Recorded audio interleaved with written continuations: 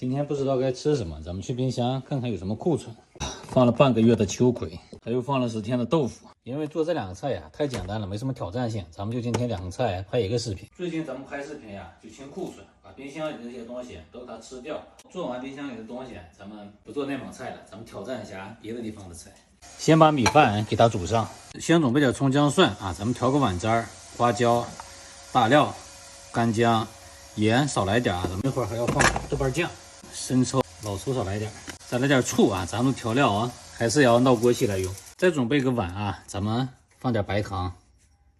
然后我们准备配菜啊，这个蒜末一定要多切点啊，这个做秋葵来用。秋葵给它把这个段切了啊，把这个屁股给它切掉。再把这个豆腐切块。秋葵我们用开水给它煮一下，水煮开以后煮上1分钟就差不多了，我们捞出来直接给它装盘。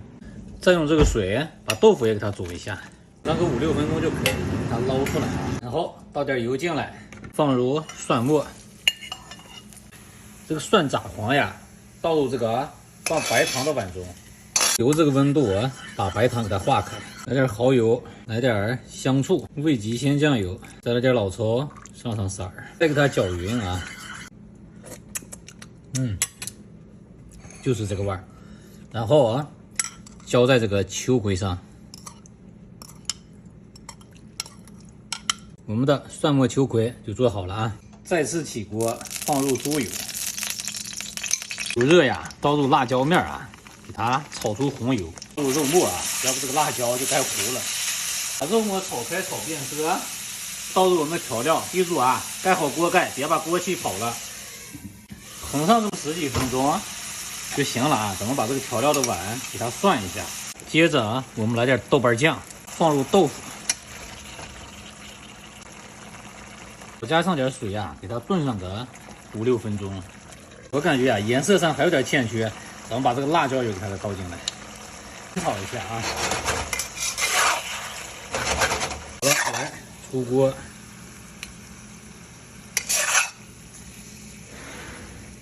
撒点小葱，给它搭配个颜色，我们的麻婆豆腐就做好了。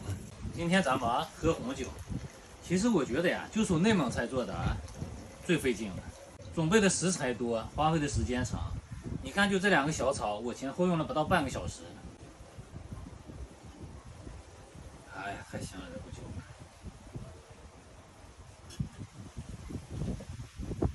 美味呀！这麻婆豆腐应该是川菜吧？哎呀，我去，就是这个味儿。这个蒜末秋葵，我以前经常做。我是一个。哎呦我去！我是一个不爱吃菜的人，不爱吃素菜的人，但是这个菜是我的最爱。哎，这个红酒可以啊，挂杯。这美食主播那绝对不是吹的，来近距离的看一下，告诉你这个菜怎么吃。蘸上这个汤，把这个汤呀灌在这个里边。哎呀我去，真的。这个菜你们学吧，又简单又好吃，而且特别适合夏天吃，特别爽口。再看看我们的砂锅米饭，哎呀，这个砂锅焖米饭真的是一绝啊！刚好底下稍微有点锅巴，然后啊，配上我们的豆腐，